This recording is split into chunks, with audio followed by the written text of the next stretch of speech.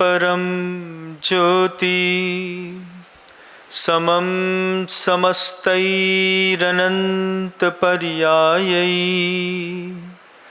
दर्पण तल्लिव सकला प्रतिफलति पदार्थ मालिका यत्र गुरुवः पान्तनो नित्यं ज्ञान दर्शन नायका चारित्रार्णव गंभीरा मोक्ष मार्गोपदेश का। अहिंसा परमो धर्म की जय। परम पूज्य आचार्य भगवंत गुरुदेव श्री विद्यासागर जी महाराज की जय। वर्तमान आचार्य परमेष्ठी मुनिराज श्री समय सागर जी महाराज की जय। समस्त मुनि संघ की जय। बोलिए पूज्य मुनि श्री विनम्र सागर जी महाराज की। बोलिए मुनि संघ की। इस दुनिया में दो तरह के लोग हैं। एक जो अपने चक्कर में पड़े हुए हैं और एक जो दूसरों के चक्कर में पड़े हुए हैं। दो तरह के लोग हैं तो दो तरह की धारणाएं हैं। जो दूसरों के चक्कर में पड़े हुए हैं, जो दर्शक बन करके नीचे बैठे रहते हैं, इनका जीवन कभी अपने चक्कर का नहीं है। सुबह से सो करके उठते हो, अपने लिए कुछ नहीं चाहते, सब दूसरों के लिए। अपना स्टेटस देखना है, परिवार देखना है, पत्नी देखनी है, बच्चा देखना है, दूध लेने जाना है। अपने हिस्से में मुश्किल से 25 ग्राम दूध आने वाला है, एक कप चाय में 50 ग्राम आ जाएगा। लेकिन वो जो दिन भर दूसरों के चक्कर में गोल गोल गोल गोल घूमते रहते हैं, दुनिया में इनकी संख्या बहुत बड़ी है। अपने चक्कर में फंसे हुए लोगों की संख्या बहुत कम है। जब दो अलग तरीके की मानसिकता वाले लोग मिलते हैं, भले हमारा दर्शन एक है, हम भी जैन दर्शन के अनुयायी हैं, आप भी भगवान महावीर को मानने वाले हैं, उसके बाद भी हमारी और आपकी फिलॉसफी अलग अलग है। अब भगवान एक है, लेकिन जीवन जीने की फिलॉसफी अलग अलग होने के कारण अनुभव बदले हुए हैं। और बदले हुए अनुभवों में बड़ा कमाल की चीज होती है कि आगम कहता है सच्चम खू भगवान, सत्य ही भगवान है। आगम कहता है अहिंसा परमो धर्म। आगम कहता है ब्रह्मचर्य ही सृष्टि की सबसे बड़ी शक्ति है। और आपके अनुभव कहते हैं झूठ बोलने पर जो सुख मिलता है वो सत्य से नहीं मिलता। परिग्रह पाप है, आगम कहता है, लेकिन अनुभव कहता है कि अगर संचय ना करे तो जितना रुतबा, जितनी चमक धमक है, ये सब खत्म हो जाए।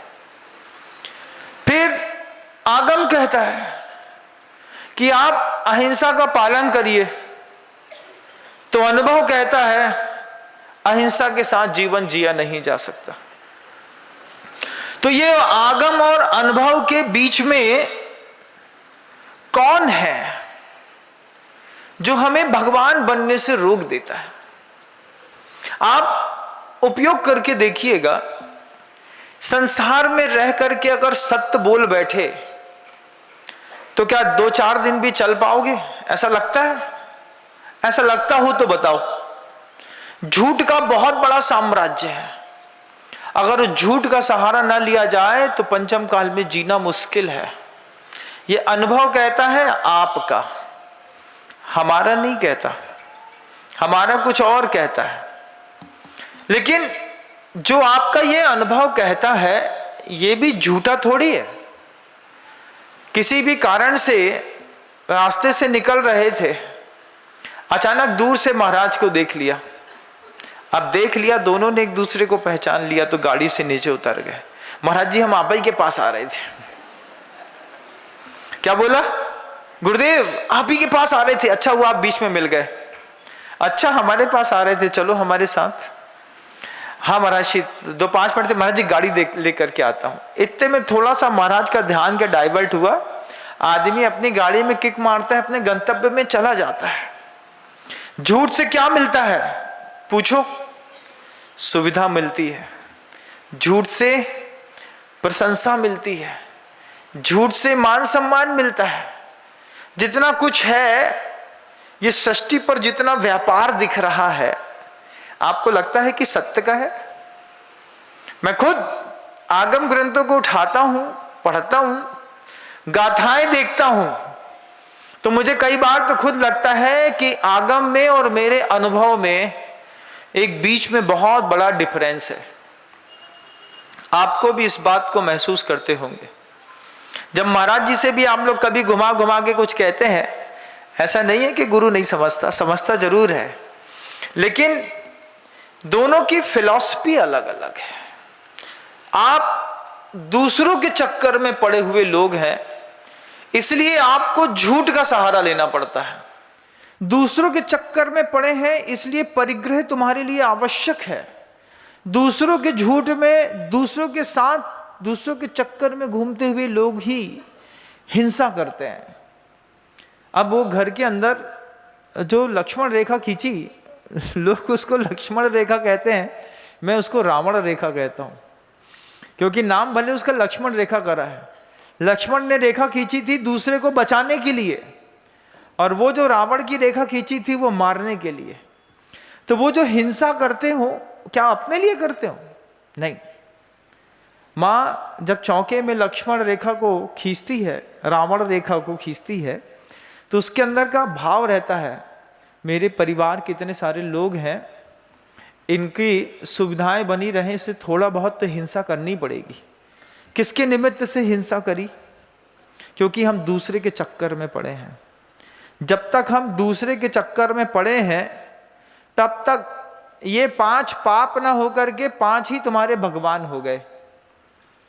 फिर साधुओं ने बार बार इस बात के लिए प्रेरणा दी, एक बार अपने चक्कर में पड़ के देखो। भीम, अर्जुन, नकुल, सहदेव जब तक दूसरों के चक्कर में पड़े रहे, तब तक उन्होंने 18 अक्षौणी सेना नाश कर दी।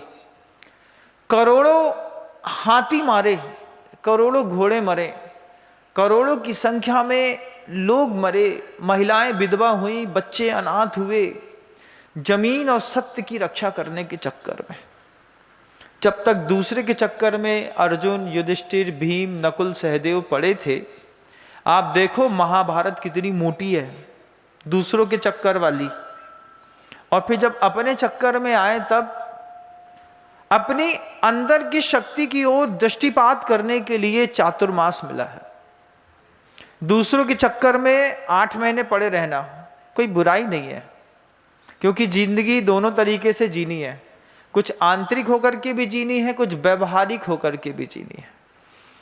लेकिन आचार्य कहते हैं, एक बार अंदर की तरफ अपनी उस चीज को भी देखो।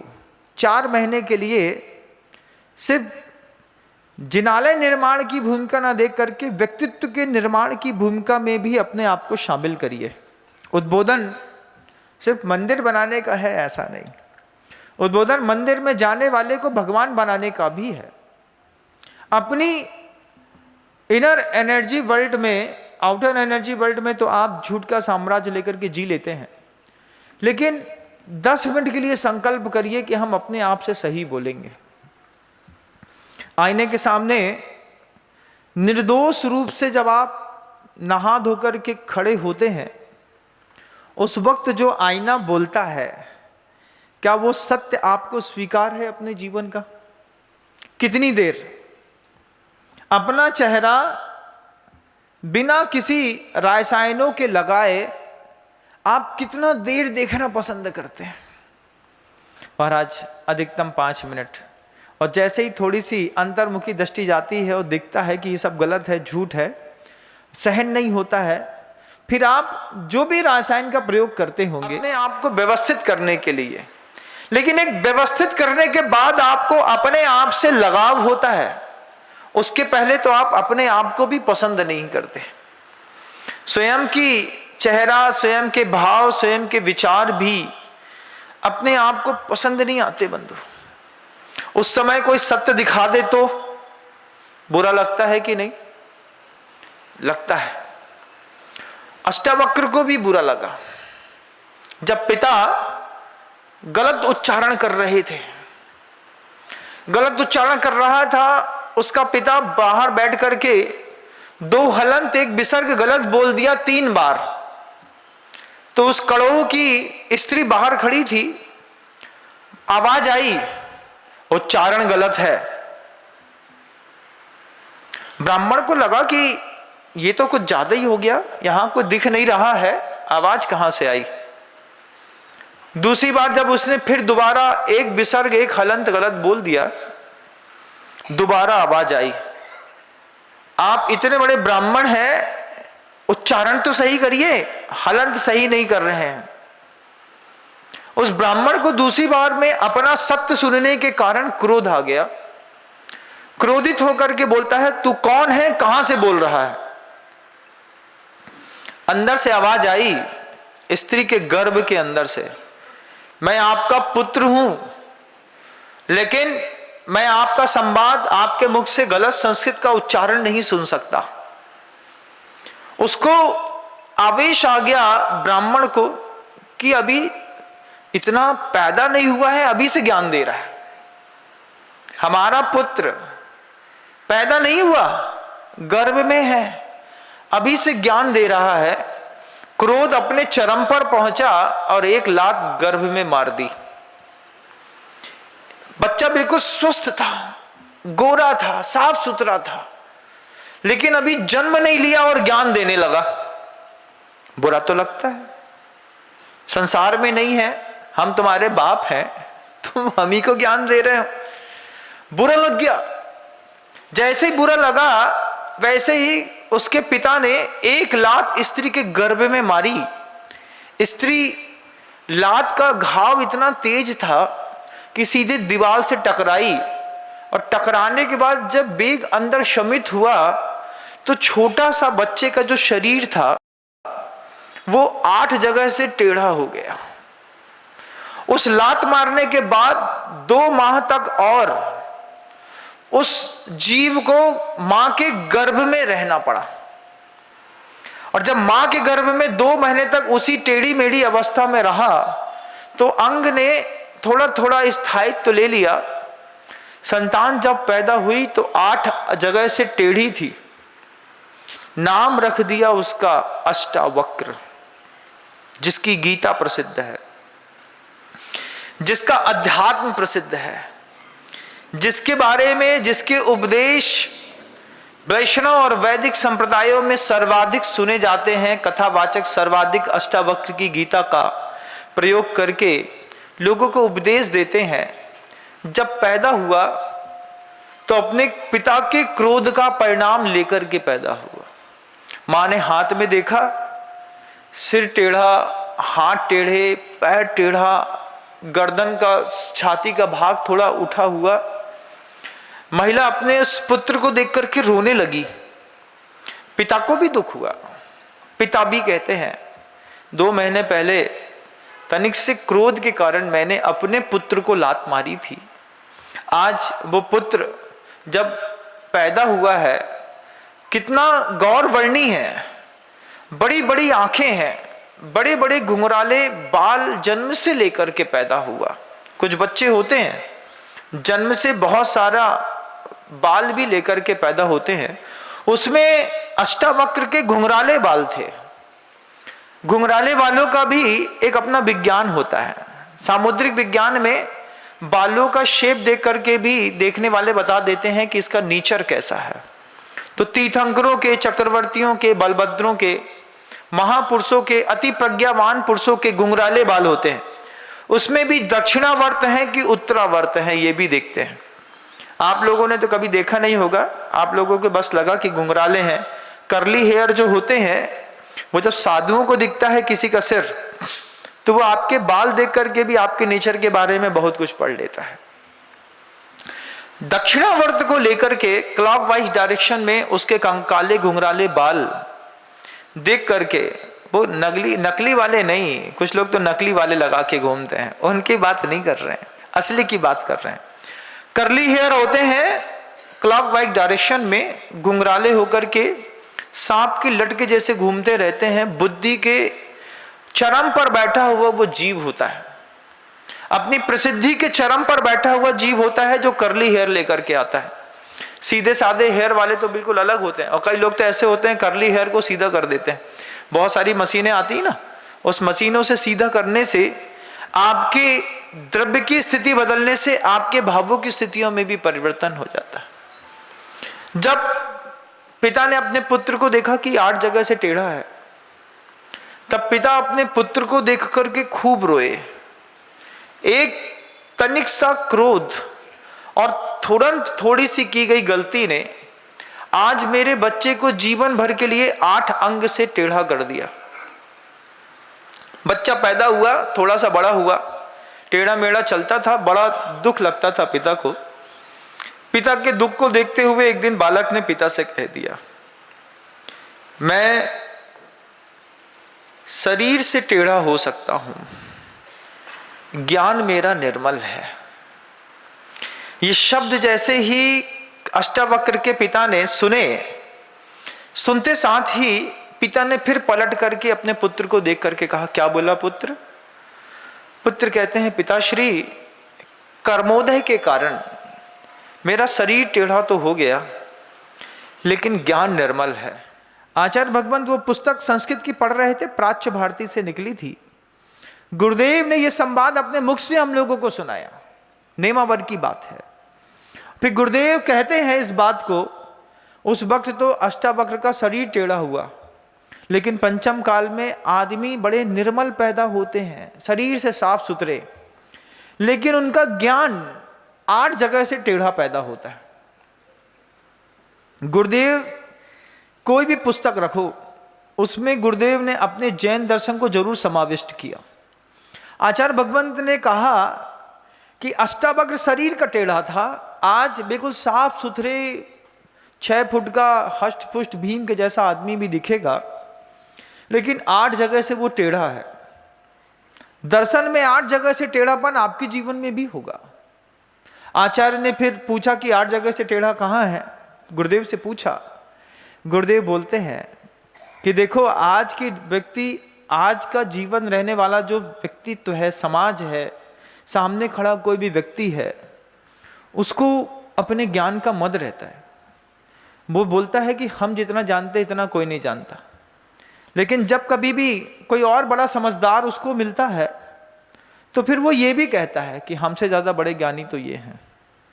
ऐसा होता है कि नहीं? होता है महाराज जी। जब तक हमसे बड़ा 30 मार्का ना मिले, तब तक हम अपने आप को सबसे बड़ा 30 मार्का समझते हैं। आचार्य भगवंत ने कहा कि सबसे पहले 8 जगह से टेढ़ा अंग, फिर कारिका गुरुदेव ने अपने मुख से कही कि हमारा जिंदगी का टेढ़ापन कहाँ कहाँ है, देखनी आप। हो सकता है आप उसमें शामिल हो सकता है उसमें आप ना हो। आप ना हो तो आपके पीछे वाला होगा, वो ना होगा तो आपके पीछे वाला होगा। इन 8 में से कोई एक वक्रता, 2 वक्रता, 4 वक्रता, 8 की 8 वक्रता हमारे जीवन में जरूर होगी। आचार्यों ने कारिका कही, ज्ञानम पूजाम कुलम जाति बल रिद्धि तपह वपु। ये 8 टेढ़ापन हमारे जीवन में है। या तो ज्ञान का टेढ़ापन है, स्थिति कुछ होती है, समझते कुछ हैं, या फिर समझाना कुछ और चाहते हैं। कई लोगों में टॉकिंग पावर इतना जबरदस्त होता है कि वो घर से ओवर कॉन्फिडेंस होकर के निकलते हैं। अरे तुम चिंता नहीं करो, हम है ना, हम समझा देंगे। विपरीत चीज साधु तक को समझा करके चले जाते हैं टॉकिंग पावर के बेस पर। क्या है देखा, और फिर बाद में निकल करके क्रेडिट लेते हैं। हमने तुमसे कहा था ना, आधा घंटा हमको बात करने दो, हम पूरा माइंड वॉश कर देंगे। ज्ञान का टेढ़ापन गुरु के सामने प्रयोग नहीं करिएगा। इतना सा संकल्प ले लो, दुनिया में इस अशुद्ध और कुटिल ज्ञान का प्रयोग जीवन में हर जगह करें, लेकिन देव शास्त्र और गुरु के सामने नहीं करें। लेकिन जब दिक्कत तो होती है कि जब गुरु के सामने टेढ़े ज्ञान का प्रयोग करके आदमी विशेष कर्म बंद करता है। सर्वार सिद्धिकार ने सर्वार सिद्धि में साफ साफ बात कही है कि जो पाप आप घर के अंदर करते हैं, उन पापों को अगर आपने मंदिर के अंदर करना शुरू कर दिया, महान महान आश्रवो भवति, ये शब्द लिखे, ऐसे कर्म का बंद होता है कि चाह करके भी कभी क्षयोपशम बढ़ नहीं पाता। कई ऐसे लोग गुरुदेव के पास आकर के गुरुदेव से कहते थे, बेटियां कहती थी, बच्चे कहते थे, महाराज शाम को 7 बजे बैठते हैं, सुबह 4 बजे किताब छोड़ते हैं, 8 बजे दिन में फिर उठाते हैं, फिर दिन भर पढ़ते हैं, लेकिन क्षयोपशम इतना मद्दा है कि याद नहीं आता। गुरुदेव हमेशा एक ही बात कहते थे, 2 काम हुए हैं तुमसे, या तो गुरु के सामने झूठ बोला है, या तो गुरु की परोक्ष में किसी से निंदा करी है। इस कारण बुद्धि का क्षयोपशम बिल्कुल नष्ट हो गया। आप भी देखिएगा, आपके घर के बच्चे भी सुबह से लेकर शाम तक बुक्स के अंदर घुसे रहते हैं। रिजल्ट आता है 48%, 55%, 60%, 70%। जब इनरपुट में हमने सब दिया, पर्याप्त पैसा दिया, समय दिया, सुविधाएं दी, व्यवस्थाएं दी, आउटपुट अच्छा क्यों नहीं आ रहा है? 2 अपराध हो गया ज्ञान का, या तो गुरु के सामने झूठ बोला या गुरु की परोक्ष में निंदा करी। ये ज्ञान का टेढ़ापन है हमारे जीवन का। हो सकता है आपके अंदर हो सकता है आपने कभी ऐसा दुष्प्रयोग नहीं किया हो। आप किसमें शामिल हैं, अपने आप को खुद मार्क दीजिएगा। मैं किसी की बैलेंस शीट, मार्कशीट चेक नहीं करता। मैं क्वेश्चन भी बताता हूं, उत्तर भी बताता हूं, और नंबर देने के लिए आपको स्वयं प्रेरणा दूंगा। अपने जीवन का अगर इस तरीके का कोई टेढ़ापन आपके जीवन में है तो देखिए कभी आपने प्रयोग किया कि नहीं किया। किया क्या?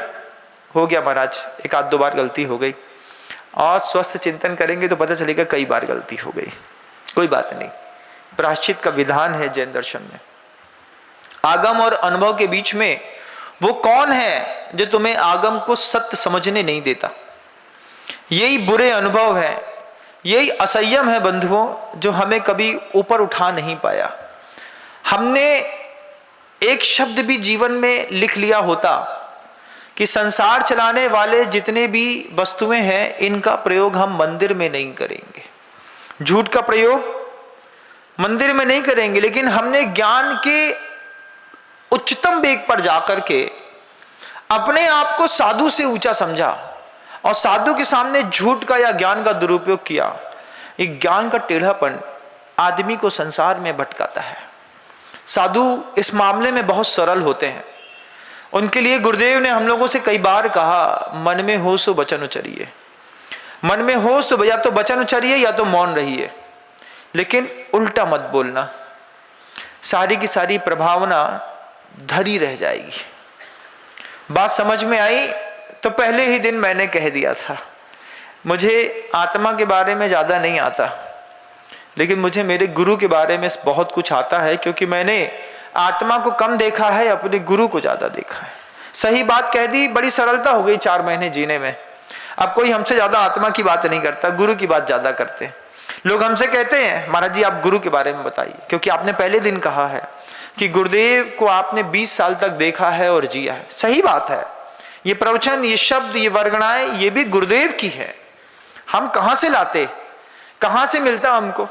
गुरुदेव ने जब वो पुस्तक पढ़ी अष्टावक्र की, संस्कृत की पूरी प्राच्य भारती से निकली हुई पुस्तक थी अष्टावक्र की कहानी, उसको पढ़ते साथ ही गुरुदेव हमको इरापद में हम सबको समझा रहे थे कि देखो उसका शरीर टेढ़ा था, ज्ञान निर्मल था। आज ज्ञान टेढ़ा है, शरीर बिल्कुल निर्मल पैदा होता है।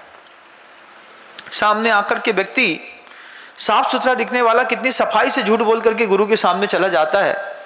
पीछे से कभी संभव सागर जी महाराज जी, कभी कोई दूसरे महाराज कहते हैं, महाराज जी इनकी बात में नहीं आना। आचार्य जी बोलते हैं, ऐसा इशारा, ऐसे हाथ रहते थे गुरुवर के, ऐसे पंजे निकाल के, चिंता नहीं करो, उसको भी सद्बुद्धि मिले, भगवान से प्रार्थना है, यहाँ झूठ बोलने से क्या मिलेगा उसको। ऐसा गुरुदेव बार बार कहते थे, ऐसा इशारा करते थे, वो इशारा दिमाग में छपा हुआ है। ज्ञान से टेढ़ापन। फिर ज्ञानम पूजाम कुलम जाति, पूजा सत्कार, वो भी झूठ का। पूजा के कई अर्थ होते हैं। एक जो मंदिर जी में हम पूजा करते हैं वो एक अलग वस्तु होती है।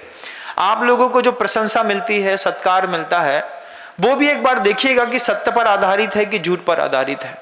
आचार्य भगवंत ने कहा उन मुनिराज जैसी साधना मत करना कि एक महाराज 1 मास तक तपस्या करके चले गए और दूसरे मुनिराज वहां पर आकर के बैठ गए। लोगों ने समझा ये वही महाराज है जिन्होंने 1 माह से उपवास किया था।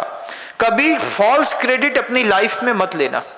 काम नहीं किया है तो साफ मना कर दो, महाराज ये मैं नहीं हूं, ये किसी और ने किया था, आप मेरा नाम समझ रहे हैं। ये फॉल्स क्रेडिट लेने की जो आदत है, इसमें आनंद आता है कि नहीं आता? आता तो है महाराज। हमने कोई काम ना किया हो और उसमें हमारा नाम हो जाए फिर अच्छा लगता है। लेकिन आचार्य भगवंत की शिक्षाएं थी। गुरुवर ने कहा, आचार्य भगवंत का एक उदाहरण याद है मुझे फॉल्स क्रेडिट को लेकर के। एक बार मैंने पहले भी कहा ही है, वो कोनी जी में थे गुरुदेव। कोनी जी में ठंडी का समय था, बरसात हो गई ठंडी में। जब ठंडी में बरसात होती है तो कैसे काम जाते हैं। गुरुदेव जंगल से वापस लौट रहे थे तो बाहर राजकुमार कैसेट स्टूडियो था, सागर वाला। कभी आपने नाम सुना हो तो, गुरुदेव के टाइम पे एक कैसेट की दुकान लगती थी, राजकुमार कैसेट स्टूडियो, प्रीति कैसेट इंडस्ट्रीज सागर चलाने वाले राजकुमार जी थे, वो चलाते थे उसको। तो एक दुकान पर एक फोटो बहुत बिक रही थी। गुरुदेव बैठे हैं और गुरुदेव के सामने एक नाग नागिन का जोड़ा बैठ करके गुरुदेव का प्रवचन सुन रहा है। वो फोटो करीब करीब हजारों घरों में गई। आचार्य भगवंत जब दीर्घ शंका से जंगल से वापस लौट रहे थे तो लौटते वक्त अपने उपाश्रम में प्रवेश करते वक्त अपनी ही फोटो पर गुरुदेव की नजर चली गई। नजर चली गई, गुरुदेव ने देखा कि मेरी फोटो है, उसमें एक सांप का जोड़ा बैठा है। आचार्य सिंह जी मुस्कुराते हुए अपने चिर परिचित अंदाज में अपने कक्ष पर आकर के बैठे।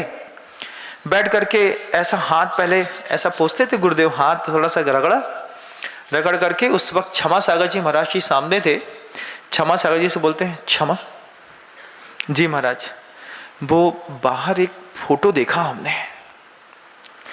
क्या? वो कैसेट वाले की दुकान है ना, उसमें एक फोटो देखा है। मैं प्रवचन की पंडाल पे बैठा हूँ, सामने एक सांप का जोड़ा है, वो फोटो ले आओ, देखना है। गुरुदेव ने अपना फोटो बुलाया, फोटो बुला करके बैठ करके गौर से देखा। गुरुदेव अपनी स्मृति में पीछे गए। पीछे जाकर के गुरुदेव ने पलट के देखा कि ये जगह कहाँ की है, जहाँ का बैकग्राउंड है। उन्होंने देखा कि ये नेमावर का बैकग्राउंड है, नेमावर की फोटो है ये। फिर उस व्यक्ति को, राजकुमार को बुला करके पूछते हैं बड़े प्यार से, ये फोटो आपने कहाँ से खींचा? मैंने ध्यान ही नहीं दिया कि मेरे मंच में सांप आकर के बैठ गया है और मेरा प्रवचन सुन रहा है। तब वो राजकुमार कहते हैं, महाराज ये फोटो खींचा नहीं है, ये ट्रिक फोटोग्राफी से, जिसको आज की डेट में आप AI कहते हैं, आर्टिफिशियल इंटेलिजेंस, हमने ट्रिक फोटोग्राफी से 2 सांप के जोड़े आपके पास बैठा दिए। खूब बिक रहे हैं महाराज, हर घर में आपका फोटो जा रहा है, खूब अच्छा धंधा चल रहा है, आपका खूब अच्छा आशीर्वाद है। उसने, राजकुमार ने बड़ी प्रशंसा के साथ ही बात कही, महाराज जी ट्रिक से एक फोटो बनाई, खूब बिक रही है, हर घर में आपकी प्रभावना हो रही है। आचार्य भगवंत ने गंभीर होकर के वो बात कही, सुनो, इस फोटो को मार्केट से हटा दो और दोबारा ऐसे फोटो मत भेजना। आचार्य भगवंत से राजकुमार जी ने पूछा, ऐसा क्यों? भगवान खूब तो बिक रही है, अच्छी प्रभावना हो रही जैन धर्म की, लोग ले जाग रहे, लोग पूछत कि वे सांप वाली फोटो दे दो। आचार्य भगवंत ने एक ही बात कही, मुझे मेरे अपने जीवन में झूठी प्रभावना पसंद नहीं है। मैं झूठी प्रभावना का हिमायती नहीं हूं कि लोग घर ले जाकर के जाएंगे, आपस में बैठ करके मेरे नाम की चर्चा करेंगे कि आचार्य सिंह जी के प्रवचन सुनने नाग नागिन का जोड़ा आता है। इस चक्कर में दुनिया भर से भीड़ मेरे पास आएगी, मैं झूठी प्रभावना नहीं चाहता। इस फोटो को आज हटा दो तो ठीक है, नहीं तो मैं अभी इस क्षेत्र का त्याग कर देता हूं। जैसे ही ये बात कही, उस वक्त क्षमा सागर जी महाराज जी ने तुरंत राजकुमार को समझाया। राजकुमार ने कहा, महाराज अभी के अभी जो मार्केट में जितनी भी दुकानें हैं उन सारी दुकानों से मैं वो फोटो हटा दूंगा, लेकिन आप निर्विकल्प रहिए। दोपहर की ईरिया पथ में गुरुदेव का ऐसा गंभीर उद्बोधन था संघ को लेकर के, मैं किसी भी कीमत में झूठी प्रभावना नहीं चाहता। ऑर्गेनाइज्ड प्रभावना मुझे तनिक भी पसंद नहीं है। ये कहकर के आचार्य भगवंत ने पूरे संघ को इतना व्यवस्थित किया और गुरुदेव ने बड़ी अनुशासित शैली में कठोरता के साथ ये बात सिखाई कि जीवन में कभी भी उत्थान के चरम पर पहुंच रहे हो, लेकिन झूठी प्रभावना का सहारा मत लेना, इस बात का ध्यान रखना। कायोत्सर्ग करा दिया साधुओं को। जो साधु सामने थे वे भी इस इतिहास के साक्षी बने, और बाद में जब हम लोगों ने वो दृश्य देखा नहीं था कभी, लेकिन उसके बाद भी हम लोगों को वो संवाद हमेशा सुनाया गया, बताया गया कि आज आप जीवन की शुरुआत पर हैं, कभी चरम पर पहुंच जाए तो कभी झूठी प्रभावना का सहारा मत लेना। आचार्य भगवंत को ये बिल्कुल भी पसंद नहीं है। तब से कायोत्सर्ग था कि अगर कोई चीज करी है तो क्रेडिट थोड़ा बहुत ले भी सकते हैं, लेकिन मान लीजिए बिल्कुल झूठी प्रभावना हो जाए, महाज्ञानी, महादानी, महामानी, महा, भैया अपन ऐसे नहीं है। डाउन टू द अर्थ, पहली बार में सच बोल दो। सच के साथ जीवन जीने में बड़ी सरलता है। मैं अभी भी गुरुदेव के उस शब्दों को दिमाग में रख करके बैठा हूं कि मैं कोई बहुत बड़ा प्रभावक नहीं हूं, मैं एक बहुत अच्छा साधक बनने की कोशिश कर रहा हूं। साधक हूं ये भी नहीं कहता, साधु होना तो बहुत दूर की बात है। साधु तो बहुत ही चरम पर पहुंचे हुए गुरुदेव हैं, आचार्य भगवंत समय सागर जी महाराज श्री हैं। मैं तो साधक हूं, और साधक के जीवन काल में त्रुटियां संभव हैं, लेकिन झूठ का सहारा नहीं लूंगा, इस बात की घोषणा है। आचार्य भगवंत इतने संतुष्ट हुए। फिर गुरुदेव कहते हैं, कोई और करता है तो अलग बात है, साधु झूठ का सहारा क्यों लेता है। ये शब्द सुनकर के गुरुदेव की वे चरम पर पहुंची हुई प्रज्ञा यहां पर बैठ गई। आचार्य भगवंत को झूठी प्रभावना पसंद नहीं। ज्ञानाम पूजाम, आपकी जब झूठी प्रभावना होती है कैसा लगता है आपको। हमारे संगठन के सक्रिय कार्यकर्ता कब से बोले 1.5 साल से क्षेत्र पे ही नहीं आए, 1.5 साल से क्षेत्र का ABCD नहीं पता।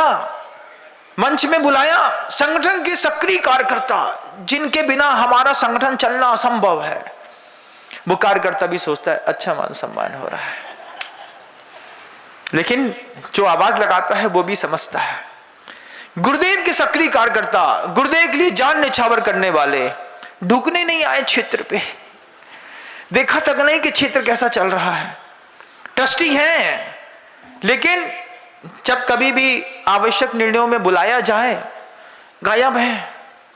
तरह तरह की धारणाएं हैं, मंची सम्मान करा दो तो आ जाएंगे। ये झूठी प्रभावना आपको अच्छी लगती है कि नहीं लगती? लगती है महाराज। यथार्थ में किसी ने कुछ किया है, उसके यथार्थ की प्रभावना करो, दोनों को अच्छा लगता है। साधु को भी अच्छा लगता है कि आपकी जैन शासन के प्रति इतनी गजब की श्रद्धा है, आप इतना बढ़िया दान देते हैं, इतना अच्छा काम करते हैं, ये प्रभावना ठीक है। संगठन के सक्रिय सदस्य 1.5 साल से क्षेत्र में देखा ही नहीं आकर के, और संगठन के सक्रिय सदस्य हैं। झूठी प्रभावना लेकर के क्या होता है। ज्ञानम पूजाम कुलम जाति।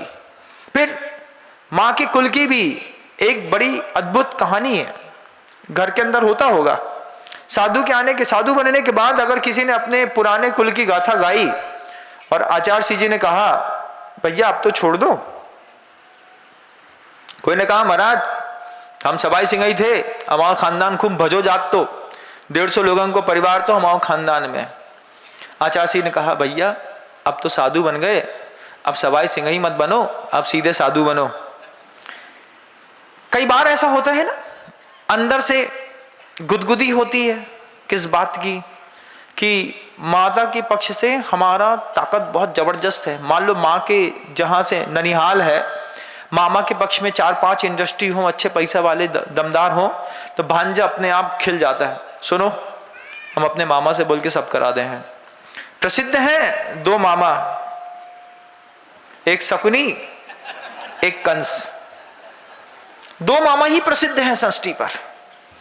आप कौन से मामा के भांजे हैं? कौन से मामा के? शकुनी प्रसिद्ध है। शकुनी का दुर्योधन के प्रति अकाट्य प्रेम था। कंस तो कृष्ण से चिढ़ रहे थे, शकुनी का अकाट्य प्रेम था। तो क्या ऐसा कह दो कि तुम्हारा मामा शकुनी है? महाराज अच्छा नहीं लगता, मानता हूं, लेकिन आचार्य कहते हैं कि अगर मामा के कुल का क्रेडिट भांजा खा रहा है तो यह भी एक तरीके का ज्ञान का दुरुपयोग है, टेढ़ापन है, इसको भी नहीं होना चाहिए। गाथा है आचार्यों की, मेरी नहीं है। ज्ञानम पूजाम कुलम जाति बल रिद्धि तपह वपु, इन 5 की वक्रता के साथ जीवन जिया जाता है। कुल के बाद जाति का मद है। अपनी जाति, हम पोरवाल हैं, हम फलाने चंद हैं, हम दस्सा हैं, हम हुमड़ हैं, हम ये हैं, हम वो हैं, हम सिया हैं, हम सुन्नी हैं। लड़ते हैं कि नहीं? खुदा को मानने वाले सिया सुन्नी आपस में लड़ते हैं कि नहीं लड़ते? लड़ते हैं। ऐसे ही हम भी, कहीं हम भी सिया हैं, कहीं तुम सुन्नी हो, कहीं तुम सिया हो, हम सुन्नी है। तो ये सिया सुन्नी का भी जो मद है ना, ये भी गुरुओं ने कहा कि ये भी तुमको डुबा के रहेगा, ध्यान रखना। हम जैनी, अपना धर्म जैन, इतना ही परिचय केवल हो। ये शब्द गुरुदेव के मुख से निकले थे, उसके बाद इसके ऊपर भजन बना था। इस बात को आप भूल नहीं जाइएगा। आचार्य महाप्रज्ञ जी का जब गुरुदेव से संवाद हुआ था रायपुर छत्तीसगढ़ की धरा पर, उस वक्त आचार्य भगवंत ने महाप्रज्ञ जी से कहा था, हम जैनी, अपना धर्म जैन, इतना ही परिचय केवल हो। ये बात जब गुरुदेव ने महाप्रज्ञ जी से कही थी, उसके बाद ये भजन बनाया था। हम नहीं दिगंबर श्वेतांबर 13 पंथी स्थानक वासी, हम एक देव के अनुनायी, हम एक देव के विश्वासी, हम जैनी, अपना धर्म जैन, इतना ही परिचय केवल हो। हम यही कामना करते हैं, हम यही कामना करते हैं, आने वाला ऐसा कल हो। लेकिन एक ही कौम के, एक ही भगवान को, एक ही मूलाचार को मानने वाले जब छोटी छोटी कौमों में बढ़ जाते हैं, फलानी महासभा के अध्यक्ष ये हैं, ढिकानी महासभा के अध्यक्ष ये हैं, आचार्यों ने गाथा में लिखी है वो शब्द कि जाति का मद करने वाला अष्टावक्र जो है, कभी न सिद्धंती, कभी सींच नहीं पाएगा। इस पर्याय तक की है वो जाति, अंदर की नहीं है। लेकिन हम उसमें गाफिल होते हैं।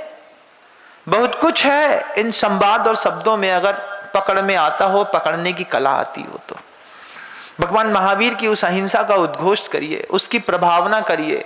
जैन शासन के बारे में सर्वोत्कृष्ट बताना है तो सत्य और अहिंसा को अपने आचरण में ढाल करके दिखाइए तो सौंदर्य है। हम दस्सा है, हम हुमड़ हैं, हम चतुर्थ हैं, हम पंचम हैं, इसी के बीच पे विवाद है। इसी के बीच में जिंदगी जीने का एक अलग मजा आता है। तुम्हारी संख्या कितनी? बे 35,000 है, हम 24,000 वोट को धर के बैठे हैं। बहुत ताकत है। दोनों के मिला के देखें तो 1 लाख से ऊपर वोट जा रहा है। लेकिन 1 लाख है कहाँ? बटे बटे खंड खंड में रह करके जीवन जीने की कला, ये छायोपसमिक सम्यक दर्शन के साथ अपने कुल गोत्र को तो देखते हैं, लेकिन प्रभु के कुल और प्रभु के गोत्र को बढ़ाने की व्यवस्था नहीं करते। ये भी एक तरीके का ज्ञान का दुरुपयोग। लेकिन आचार्यों ने कहा आप करते। ज्ञानम पूजाम कुलम जाति बल रिद्धि तपह वपु, ये 4 चीजें और हैं। साधुओं का बल तो साधना है, गृहस्थों का बल पैसा है, उसका भी कहीं ना कहीं जब आप अब्यूज करते हैं उस वक्त भी कहते हैं वहां से भी वक्रता है। अपने ही नाम की बड़ाई खुद कर लो, परात्म निंदा प्रशंसे सद असद गुणोच्छादनोद भावने च नीचैर गोत्रस्य। आचार्य भगवंत ने ईरापद भक्ति में ये बातें कान में इतनी डाल दी, गुरुदेव ने साफ कह दिया कि जो साधु बंद कमरे में जातिवाद का पोषण करता है वो साधु हो नहीं सकता। वो जातिवाद के नाम पर एक कलंक पैदा करने वाला एक ऐसा बहरूपिया है जो एक व्यक्ति विशेष की जातिवाद की अपनी मीटिंग कराता हो और काम करता हो। आचार्य श्री जी ने कभी पोषण नहीं किया। इतिहास गवाह है कि कभी गुरुदेव के सामने किसी जाति वर्ग की विशेष मीटिंगें कभी लगी हो, कभी नहीं लगी। किसी ने लगाई, भैया ये फलानी समाज की मीटिंग है, आचार्य श्री जी ने उसको साधु माना नहीं। जाति विशेष की मीटिंग लगा करके आपस में ग्रुपिंग करता है, साधु हो नहीं सकता। गुरुदेव कहते थे जाति का सहारा लेकर के जिसने भी अपने आप को स्थापित किया है उसने एक न एक दिन तो मुंह की खाई है। इस पर्याय में न सही तो अगली पर्याय में। इस जाति का खेल बड़ा गंदा है, संभल के खेलने की कोशिश मत करिएगा। कहीं पर भी जब भी आपने इस तरीके के प्रयोग करने की कोशिश करी, निश्चित रूप से आज नहीं तो कल आपको अपमान झेलना ही पड़ेगा। आचार्य श्री जी की एक सार्वभौमिक दूरदर्शिता थी। उन्होंने कभी इस चीज को तूल नहीं दिया। जिन्होंने तूल दिया उन्होंने आचार्य श्री जी को बहुत बदनाम किया।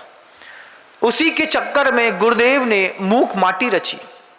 जब सम्मेद शिखर जी में गुरुदेव थे, वहां पर कुछ ऐसे संवाद हुए कि अग्रवाल के खंडेलवाल में संबंध होते हैं, खंडेलवाल के परिवार में संबंध होते हैं, तो ये वर्ण संकरता हो जाती है। आचार्य श्री जी इस बात को बिल्कुल भी नहीं मानते थे, लेकिन एक वर्ग था जो मानता था कि खंडेलवाल के खंडेलवालों में, परिवार के परिवारों में, इनके इन्हीं में संबंध होना चाहिए। आचार्य भगवंत कहते थे अगर इस तरीके का सोचेंगे तो बीच अहिंसा में बहुत विखंडन हो जाएगा। जब उन्होंने बिल्कुल नहीं माना उस बात को और गुरुदेव ने उनकी बात स्वीकार नहीं करी, तो उन्होंने गुरुदेव के नाम पर भी पर्चे छपवा दिए कि ये भ्रष्टाचार करने में लगे हैं। तब गुरुदेव को उस संवाद को आकार देने के लिए एक ऐसे साहित्य की रचना करी जिसका नाम लिखा गुरुदेव ने मूक माटी। उसके पीछे की कहानियां हैं, उसके पीछे का एक दर्द है, एक संवाद है उस मूक माटी में, जिसका पहला चैप्टर लिखा गुरुदेव ने, संकर नहीं वर्ण लाभ। खंडेलवाल की परिवार में अगर मान लो विवाह हो गया तो अभी भी आप देखिएगा बहुत सारे साधु वर्ग ऐसे हैं, आहार दान से पहले पूछ लेते हैं तुम्हारे घर में कोई खंडेलवाल की लड़की तो नहीं आई है तो भी तुम आहार नहीं दे सकते, ऐसा तो नहीं हुआ। उनको में गोत्री शुद्धता को लेकर के उनकी खुद की निजी विचारधारा है, लेकिन गुरुदेव इस बात को स्पष्ट कहते थे कि ये संकर नहीं है, ये वर्ण संकरता नहीं है, ये वर्ण लाभ है। फिर गुरुदेव ने लिखा उस बात में, कही इस बात को, गुरुदेव ने अपने उस मूक माटी में लिखी इस बात को कि जैसे गाय के दूध में भैंस का दूध मिला दो, भेड़ का दूध मिला दो, बकरी का दूध मिला दो, दूध रहते हुए भी फटता नहीं है, एक दूसरे को समाहित कर लेता है। उसी दूध में पानी मिला दो, दूध पानी को विजाती होने के बावजूद स्वीकार कर लेता है। पानी अलग तत्व है, दूध अलग तत्व है, लेकिन दूध ने पानी स्वीकार किया ना कि दूध को ठंडा करने के लिए ठंडा दूध डालते हैं। जब दूध उफनता है तो क्या करते हो, पानी याद आता है। कभी किसी महिला ने ऐसा प्रयोग करके देखा है कि ठंडे गर्म दूध को ठंडा करने के लिए उसने दूध में दूध मिलाया हो? सीधे दृष्टि जाती है, तुरंत आधा गिलास पानी उठाओ दूध में डाल दो। ये वर्ण संकरता नहीं है महाराज, लेकिन हमारे दिमाग में बैठी है कि दूध को ठंडा करने के लिए हम हमेशा सिर्फ जल का प्रयोग करते हैं। कोई महिला ने आज तक चौके में दूध को ठंडा करने के लिए कभी दूध का प्रयोग नहीं किया। आचार्य भगवंत इस बात को बहुत गंभीरता के साथ कहते थे, आज भी मूक माटी कहती है। आप उठा के देखिएगा मेरे संवाद को, शुरुआती पृष्ठों में ही पहला ही चैप्टर है संकर नहीं वर्ण लाभ। फिर गुरुवर ने कहा कि ये जो विजाति को लेकर के विखंडन की स्थितियां लोग पैदा करते हैं, जाति का मद यही तो कहलाता है। इस जाति का मत को लेकर के कोई लोग बोलते हैं कि हमारी जाति सर्वश्रेष्ठ है, हमारी जाति सर्वश्रेष्ठ है। ये सब लिंगम देहाशितम ज्ञानम। आचार्य पूज्यपाद भगवंत ने समाधि तंत्र में कहा है, जितनी भी ये चीजें हैं ये सिर्फ शरीर के आश्रय को लेकर के खड़ी हुई हैं। आत्मा की ना कोई जाति होती है, ना वो परिवार होती है, ना खंडेलवाल होती है, ना दस्ता होती है, ना हुमड़ होती है, ना चतुर्थ होता है, ना पंचम होता है। लेकिन हमारे मन के अंदर इतना बड़ा कीड़ा बैठा है कि हम आज भी यही जब दृष्टियों को दृष्टिपात करे बिना, महाराज आप प्रवचन कितना कर लो, हम करें तो वही जो करें, हमको पता है आप जो करते हैं वही करेंगे, लेकिन आपकी चेतना को एक बार सत्य का दर्शन कराना मेरा कर्तव्य है। गुरुदेव की मूक माटी के माध्यम से इस सत्य का दर्शन करने की कोशिश करिएगा। गुरुदेव ने कहा कि दूध में दूध मिलाने पर दूध नहीं फटा, दूध में पानी मिलाने पर दूध नहीं फटा, लेकिन उसी दूध में, गाय के शुद्ध दूध में अगर हम अकौवे का दूध मिला दें तो फिर दूध की क्या स्थिति होती है? दूध फट जाता है। क्यों? क्योंकि ये भी दूध था, ये भी दूध है। दूध तो एक है, लेकिन प्रकृति एक नहीं है। जितने भी डिवोर्स फाइल होते हैं उसमें अकौवे का दूध होता है, दो में से कोई एक, जिसके कारण जाने पर दूसरा फट जाता है। कभी बेटी अकौवे का दूध बन के आती है, कभी पुरुष अकौवे का दूध बन करके आता है, फट जाते हैं। एक ही गोत्र में, एक ही परिवार में अच्छे से शादी करी, 4 महीने नहीं चली महाराज, फिर क्या हुआ? फट गया। आचार्य श्री जी हमेशा इस बात को कहते रहे कि शंकर को और इस वर्ण लाभ को समझने की कोशिश करो कि मान लो कभी कोई विजाति तत्व आकर के आपके धार्मिक अनुष्ठानों को स्वीकार करता है, सहजता में समझता है, लेकर के चलता है, इसके लिए मूक माटी एक अलग गहराई से देखने की और समझने की जरूरत है। आज ही मुझसे किसी ने कहा कि मूक माटी पढ़ा दीजिए। मैंने कहा मैं थोड़ी थोड़ी संवाद बीच बीच में बताता रहूंगा, कोशिश करूंगा पूरी भी पढ़ाने की, अगर मौका मिल गया तो जरूर कोशिश करूंगा। लेकिन मूक माटी की गंभीरता का पहला चैप्टर एक बार आपने दिमाग में रखिएगा। ज्ञानम पूजाम कुलम जाति बल रिद्धि तपह वपु। फिर पैसे का घमंड, रिद्धियों का घमंड। रिद्धियों का घमंड मतलब संबंधों का। हमारी सीएम से सीधी बनती है, तुम चिंता नहीं करो हम करा देंगे। जब कोई आपको ऐसा कॉन्फिडेंस के साथ जवाब देता है, आपको कैसा फील करता है? भगवान, तुम ही भगवान हो हमारे। फिर कितनी बार फोन, भैया काम हो गया? फिर दोबारा पूछते हैं, भैया काम हो गया? भैया काम हो गया? बोल दिया ना करा देंगे, मानते नहीं हो? अच्छा मैं जाऊंगा तो बात करूंगा। फिर जब वो काम करा दे तो फिर उसकी एहसानदारी करो, पैर पुजाई करो। ये बल का मद। तपह और वपु, कोई पुरुषार्थ करके कुछ उपार्जित कर लिया हो उसका भी, भैया तुम्हारा मकान तो 12 खंड को है, अपनी कमाई से हमने खुद बनाया है। अरे भैया बहुत बड़े। मद होता है कि नहीं? होता है भाई साहब, लेकिन इससे उतरने की जरूरत है चतुर्मास में। कम से कम 4 महीने जे 8 मद मत करियो, और फिर अंत में शरीर का मद आता है। ठीक वैसे ही जैसे सनत कुमार चक्रवर्ती को चढ़ा था। लड़के खानदानी घर के लड़के, बड़े बड़े घरों के, सुबह 5:15 बजे उठते हैं, घर से निकल जाते हैं मंदिर जाने के लिए। कहां जाएंगे? Up and down. क्या चल रहा है? महाराज हमारे लड़के का बहुत हेक्टिक शेड्यूल है। इंग्लिश बोल दो 2-4 हिंदी के शब्दों के बीच में, लगता है बहुत पढ़े लिखे हैं। हेक्टिक शेड्यूल है। क्या? 5:15 बजे सुबह उठता है, वाइफ की भी चिंता नहीं करता, बच्चों की नहीं देखता, अपना डॉगी लेता है, सीधे कहाँ? वो है ना ब्रूसली का जिम है, वहां पे जाता है। 13वें मालवे में है महाराज, फुल एसी है, ऊपर से पूरा शहर दिखता है। फिर उसी में बैठ करके एक जगह वो दौड़ता है, एक जिम में उसका कुत्ता भी दौड़ता है। शरीर का मद नहीं करना। सनत कुमार चक्रवर्ती ने करा था, देवताओं ने 10 मिनट में समझा दिया था। 10 मिनट में समझाया। कैसे समझाया सनत कुमार चक्रवर्ती को? कि चक्रवर्ती ने पान की पीक उगली, पान की पीक थूकी, तो थूक करके जैसी थूका तो उसमें मक्खी आकर के बैठ गई। देवता ने कहा कि सनत कुमार जी कुछ दिखा? सनत कुमार चक्रवर्ती बोलते नहीं दिखा। बोले सोचो, तुम्हारे शरीर से ऐसे सप्त पढ़ने की खुशबू आती है, तुम जब थूकते थे कल तक तो तुम्हारी थूकी हुई थूक में भौरे आकर के गुंजार मान करते थे, उसमें गुनगुन करके तुम्हारी थूकी हुई थूक को खाते थे। आज तुमने देखा भौरे नहीं आए, मक्खी आ गई। तुम्हारी थूक में कभी भौरा बैठा है? कभी आज तक? अरे महाराज मक्खी बेई बैठा था।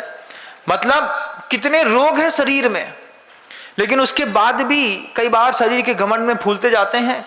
वो जिम पे लगा रहता है, मंदिर नहीं जाता, 5:15 बजे उठ करके जिम चला जाएगा, 5:15 बजे उठ करके ये चिंता नहीं रहती कोई साधु परमेष्ठी भी गांव में आए हैं, चलो उनको जंगल ले जाने के बहाने 5:30 पौने 6 पे महाराज जाते होंगे, उनके साथ जाएंगे, कुछ अच्छी बात समझने मिलेगी। इस जैसे वो अष्टवक्र 8 जगह से शरीर से टेढ़ा था, ऐसी हमारी जीवन शैली इस 8 जगह से टेढ़ी है। हो सकता है इसमें आप कहीं पर भी शामिल ना हो। कभी आपने ज्ञान का मद नहीं किया हो, बल का मद नहीं किया हो, रिद्धियों को नहीं देखा हो, कभी अपने धन के ऊपर बहुमान अभिमान नहीं किया हो, शरीर को आपने मिट्टी समझा हो। सौभाग्य है ऐसे व्यक्ति का दिखना। लेकिन अगर कभी एक में भी 8 में से कोई एक ऑप्शन में कहीं ना कहीं तो सिर फंसेगा ना, कुल का, जाति का, कहीं ना कहीं तो हमारा भी मन उफान मारता है। आचार्य कहते हैं इसके लिए अपने आप को संयम में डालो, इसके लिए तप की साधना करो, कुछ अंदर की इनर वर्ल्ड की एनर्जी होती है उसको डेवलप करो। फिर गुरुदेव के भी अंतिम शब्द, दुनिया में 2 प्रकार के लोग हैं, एक अपने आप में उलझे हुए लोग हैं, एक दूसरों में उलझे हुए लोग हैं। आप किस श्रेणी के आते हैं, अपना चिंतन, अपना पेपर खुद फाइल करें। शब्दों को विराम दूंगा चूंकि समय होने को आया है।